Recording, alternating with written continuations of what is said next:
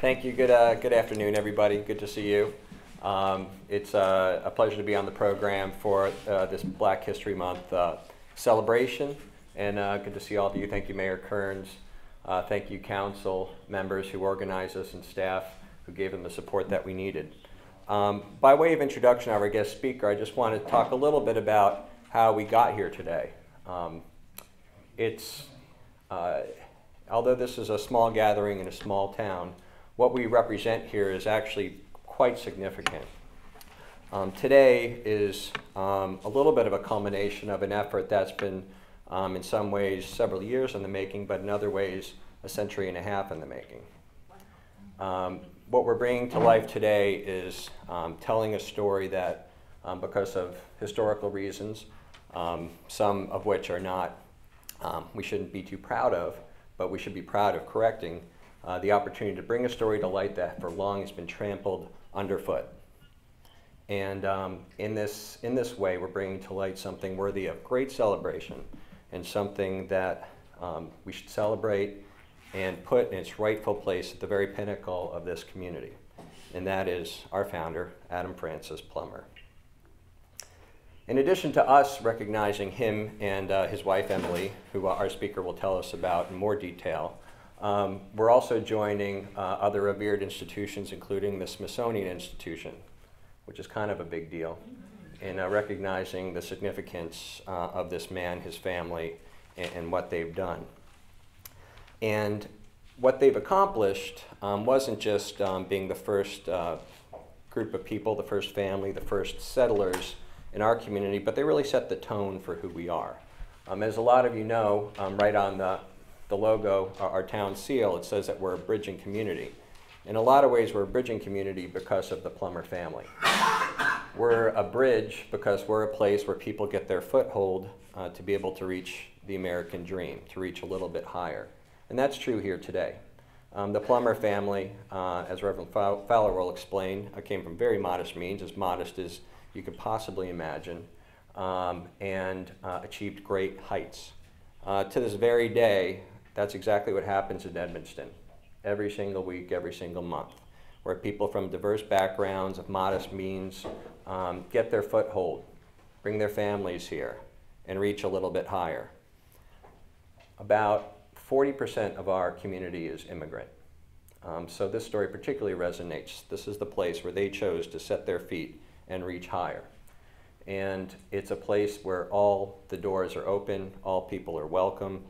Some of you have heard me say this a lot of times, but I'll say it again, partially because it's kind of funny.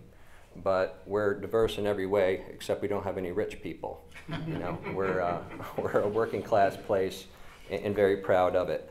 But we're proud of it because it's a place where all people are valued, where all people are celebrated, where everybody has a shot.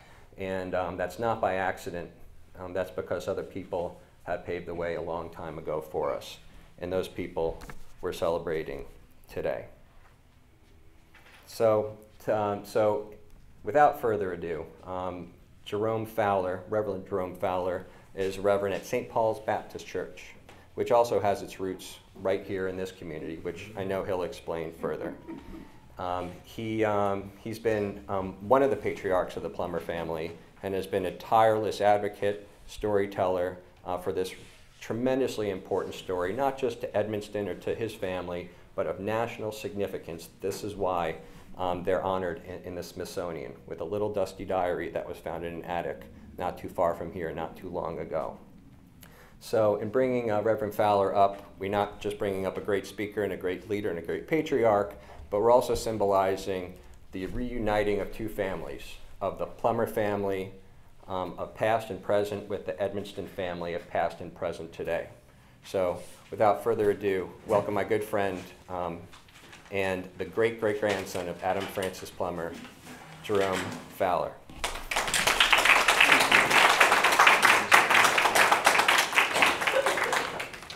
Good afternoon, everyone. Good afternoon. Let me first thank these young people for the leadership you have given this afternoon. For Michael, that beautiful prayer, sincere prayer, keep on praying. And to this young lady, I forgot your name, but I want to share something with you, our college student. I just received this past week from State Senator Ulysses Curry about the free application for federal student aid. I don't know if you've seen this or not, but the deadline is Friday, March the 1st for students interested in going to college here in Maryland and getting help. I'm going to give this to you. I hope that some will make some copies for other college-bound students in our community so that they can share and learn about that for free, for support in your education. And this is mainly why I'm here today, to talk to you all about the future and the past. As been said, my name is Jerome Fowler. I am the son of Faye Plummer Fowler, who is the daughter of Robert Plummer and his wife Florence. Robert is the son of Nicholas Saunders Plummer and his wife Fanny, who also lived here on the property that was owned by the Plumbers and raised their children. And Nicholas Saunders is the son of Adam and Emily Plummer, the first landowners of this community. Adam and Emily Plummer are my great-great-grandparents.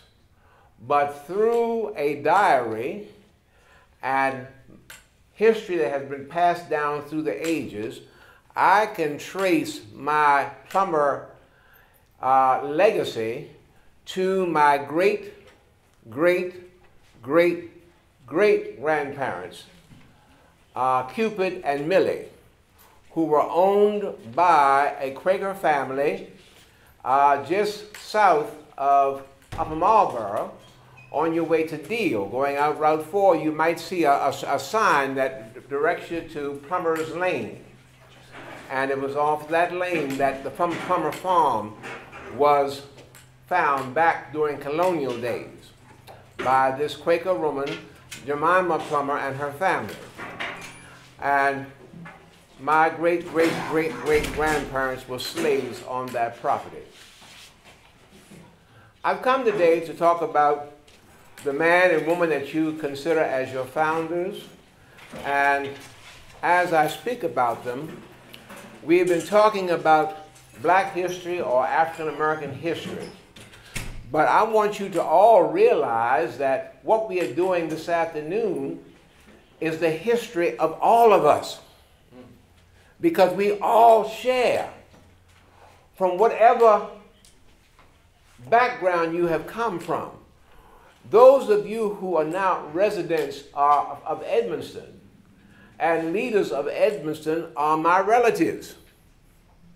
And I'm your relative whether you want to know it or not. But I've come to share with you a little bit about where we all came from. Adam Francis Plummer was born at Goodwood, which was a hunting lodge which was owned by George Calvert. He was born on May 14th, 1819. Now in those days, most people who were slaves or of color didn't know what their birth dates were, because it wasn't until in the early 1900s that we were required, the country was required to keep records on people born of color. But Adam Plummer somehow knew what his birth date was, and he recorded it for me to read and to know. April 14th, 1819. He was born at Goodwood. He was the third son of 8 children, 3 boys and 5 girls. 10 years later, in 1829, Adam, along with his 2 older brothers, Henry and Elias, were taken from Goodwood, just outside of Upper Marlboro, and they were brought to Riversdale, which is right next door. How many of you have ever been to Riversdale? I don't see enough hands. If you haven't, you need to go. and see that marvelous house museum that stands today as a part of our American history. Adam was brought there when he was 10 years old to be the personal servant or slave to one of the Calvert boys who's returning from college, Charles Benedict Calvert. Charles had spent his education at the Virginia, in Charlottesville, Virginia, studying at the school that was founded by Thomas Jefferson, studying agriculture. At that time, in Maryland, in Virginia, agriculture was the main source of income. And so he had studied agriculture and he came back. We don't know if he graduated or not. Some say he didn't, some say he may have. We don't know. That's not important, but he studied and he learned something. And I say to our young people, when you go to school, try to get all you can. Yes, you're going to encounter teachers who don't want to teach. You're going to encounter teachers who are more concerned with their own problems and personal situations. But you get your education. Because when you get to college, the college professors won't care whether you get it or not. Get your education. That's important. As I said, Adam was brought to Riversdale when he was 10 years old. While he was there, still a young boy, the story goes there was an itinerant black preacher who had been recently freed, probably from here, from Bladensburg. And he was passing through, and he spent some time on the Riversdale plantation, preaching to the slaves. And while he was there, he took an interest in this young lad that he met and saw something in him. And so he took the time and taught Adam to read and write phonetically. And that was his only source of education that he got. But he took every opportunity from then on throughout his life to perfect the education that he received from that itinerant preacher.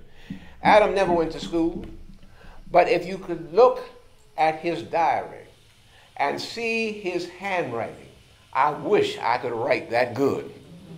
And I'm sorry to say that we're at the point in our education system today we no longer teach our children to write.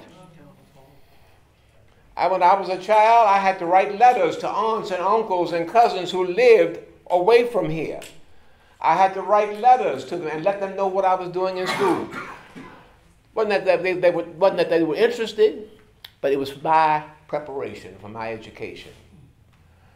And so Adam learned to read and write. He took every opportunity he could to learn and read. And I believe in my mind's eye that having somewhat limited access to the mansion, he would go in there to the library sometimes.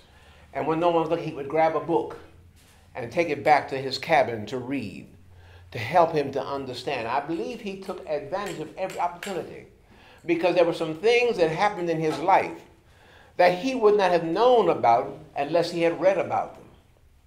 Matter of fact, the day he got married on May the 30th, 1841, the day he married his wife and soulmate, Emily Saunders Arnold from Three Sisters Plantation.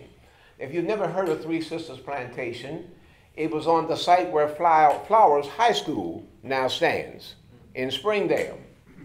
And he went and got her, and at that time, slave women, the slaves didn't marry like we marry today. But Adam didn't want a slave marriage. He took his bride and her best friend in the horse and buggy and drove into Washington, D.C., downtown, to 14th and G Streets Northwest, to the Presbyterian Church that was located there, that later became New York Avenue Presbyterian Church. Asked the minister of the church to marry them. The minister asked him, did he have a license? He didn't know what a license was. So he told him where to go to secure a marriage license. He went to that person's house and told him what he wanted. He prepared a marriage license for him, and he had to pay $1 in 1841. And he got his marriage license. And somehow or another, he believed that that marriage license would serve as free papers when he and his family escaped from Maryland to the north, to free country. Well, that's another story in itself. I'll tell you about that the next time I come. Needless to say, they didn't make it. It didn't succeed. It fell apart. But Adam had dreams.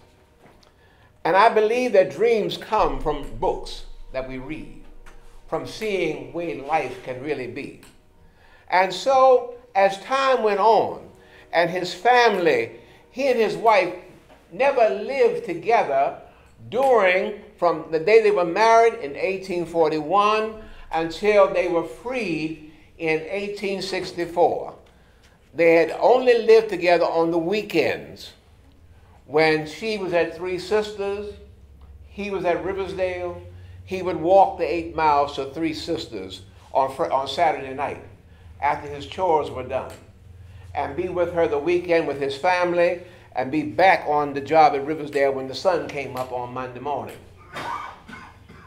For 10 years they did that until she and some of his children were sold to a family in Northwest Washington in 1851 on Meridian Hill. Then he could only get to her every 2 weeks, every other week. And then 4 years after that, that family moved to Ellicott Mills, which we now know as Ellicott City, suburb of Baltimore.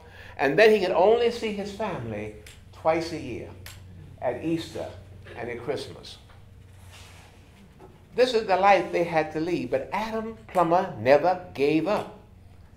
In 1860, his oldest daughter, Sarah Miranda, who was then 18 years old, was a slave and she was being rented out to a family in Georgetown. She had a pass to go visit her grandmother. And walking through the streets of Washington, D.C., she encountered some men who snatched her off of the streets, kidnapped her. She ended up at the slave pen in Alexandria, Virginia, where she stayed for 3 months until she was sold to New Orleans, Louisiana, and taken there by ship. Once in New Orleans, she was purchased by a man down there and became his slave. And she remained in servitude in New Orleans for 3 years until the slaves were freed by the Emancipation Proclamation in 1863. Now, bear in mind, those of you who may not know and those of you who have forgotten, the Emancipation Proclamation was only for those slaves that were being held in the seceding states, the states that had rebelled against the Union. Maryland was a slave state, but Maryland did not rebel against the United States of America. It fought against the United States, but it did not rebel. So Maryland, the slaves here in Maryland remained in servitude, remained enslaved until the Maryland State Legislature passed a law in November 1864 freeing their slaves, almost 2 years later. But Sarah Miranda was in New Orleans. The blessing of her existence was that her father, being the oldest, had an opportunity to teach her to read and write. Otherwise, she had no formal education. And so she was able to write a letter back to her parents in Maryland, to her father at Riversdale, letting him know where she was. And that was the only evidence they had after the war was over in 1865, and they saved and borrowed and saved all they could, mother and father and the older children, until they were able to send the oldest son, Henry, to New Orleans in October 1866 to find his sister. He found her and brought her back. And the family was reunited with all of the children for the first time together under one roof. But it brings me to what I want to talk to you this afternoon. I'm just giving you some background right now. I'm not talking yet. Adam had a dream. After the slaves were freed in 1864, Adam became the foreman of the plantation that he had once been a slave on, Riversdale. He ran the farm. Charles Benedict Calvert died in the summer of 1864 after falling off of his horse and never survived. Adam Plummer ran that farm from 1864 until it was sold, the plantation until it was sold in 1870. And he was making buku money. The records tell us that his salary was $15, not an hour, not a week, but $15 a month. His wife, you've heard of Hyattsville. I don't know if you all know what the origin of Hyattsville is. It's named after the Hyatt family, which is a wealthy family in the community that owns a lot of property. And the town of Hyattsville came from the Hyatt family. Well, his wife, Emily, got a job as the cook for the Hyatts. And she was making the enormous sum of $10 a month. Each of the children who were old enough had to go to work and earn some money. There were no schools at that time. They hadn't brought schools to Prince George's County for the blacks at that time. And so those that got an education were self-taught at home, or they just didn't get an education. But they had to work. Well, by 1868, Adam was determined that he was going to be a landowner. He wanted to own his own farm, his own property. And so he went to Mr. B.F. Guy. I don't know the initials, that's all I have is the initials, B.F. Guy, up in Hyattsville, who was a realtor and a speculator, and asked him to help him to make his dream come true. Well, Mr. Guy was glad, more than glad to do so, not to sell this man property, but the idea of getting as much money out of him as he could, and then foreclosing if he missed a payment. Well, in July of 1868, Guy sent Adam Plummer a message. If you want the property, you need to come see me today.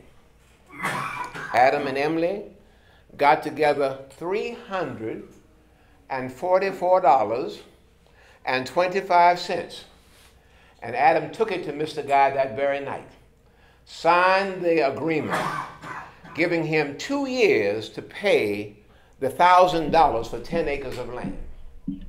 That was the deal. 10 acres of land for $1,000. Had 2 years to pay for it. And he had to be prepared whenever Guy made a demand for payment. Well, Guy insisted, go ahead and put your house up. Improve the property. But Adam Plummer refused to do so. He was determined he wasn't going to put anything on that land till it was his. 2 months later, in September 1868, another note came from Guy saying, you owe me money. Bring me some money tonight. That night, Adam Plummer took to him $160.25. When he left that house, he had paid over $500 on that loan, that second night. And through the next few months, the family struggled.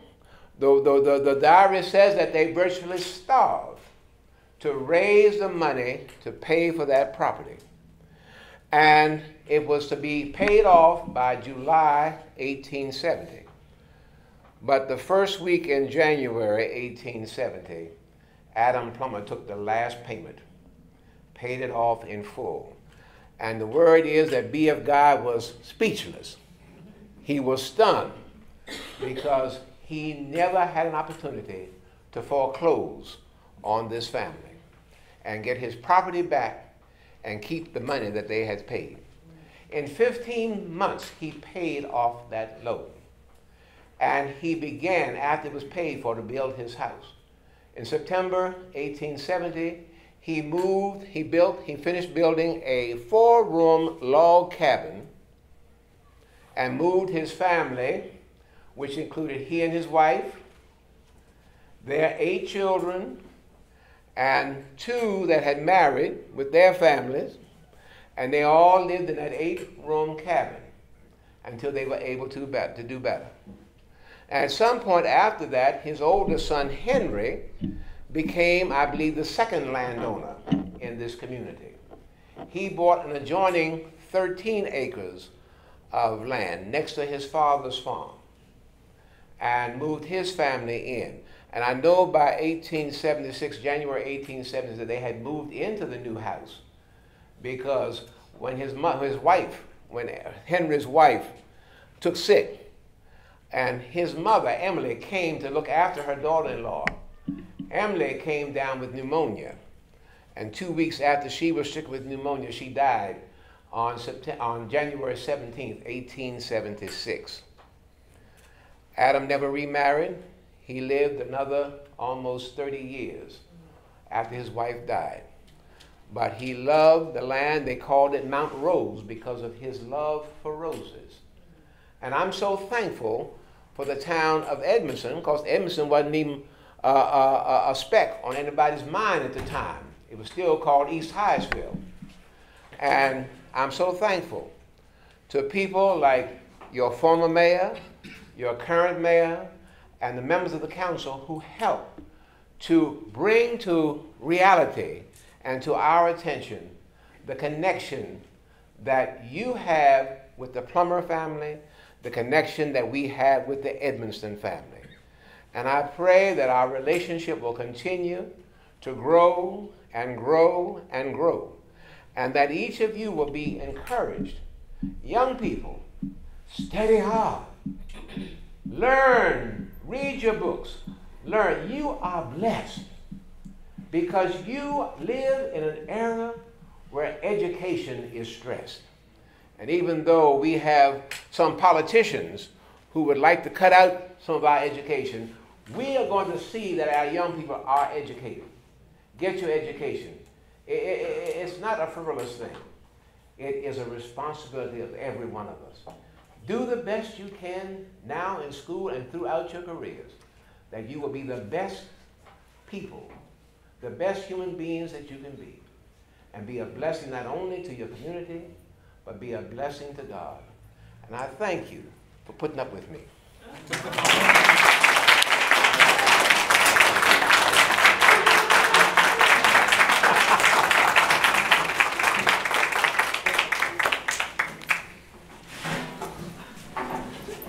This time, can I have the members of the Edmonston Council step forward, please? Ward 1, Ward 2.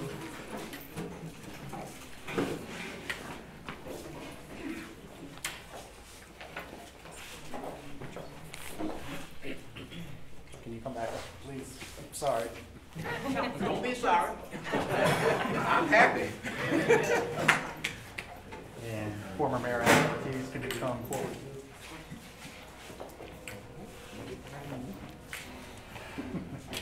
At this time, we're going to have the unveiling for the portrait. Ready? Tracy's Count of 3. 1, 2, 3.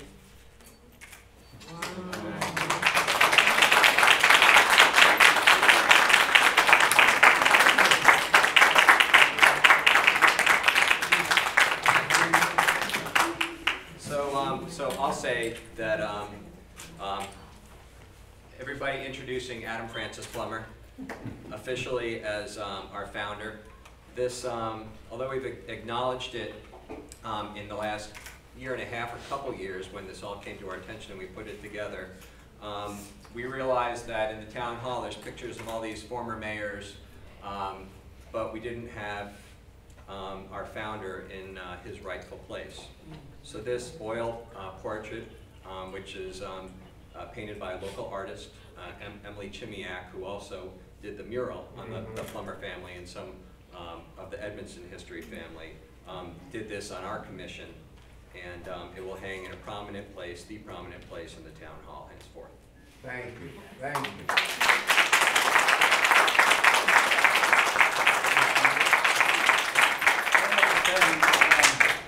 Plummer had a thing about rose gardens. So on Decatur Street, or Green Street, we are working on a grant to put a rose garden with a memorial in honor of the Plummer, Adam Plummer, and the Plummer family.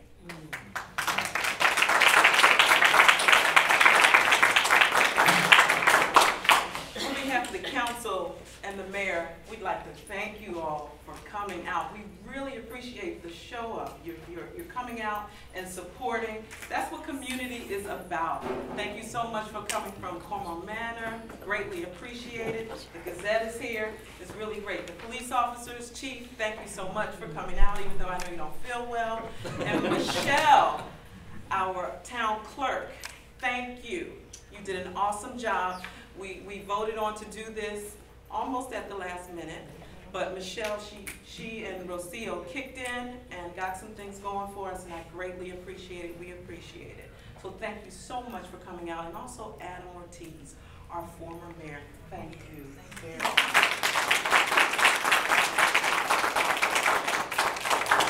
If anybody would like to stick around, feel free to stick around and have some soul food. And this will conclude our first Black History Month celebration, and we will have another one next year. Be better prepared.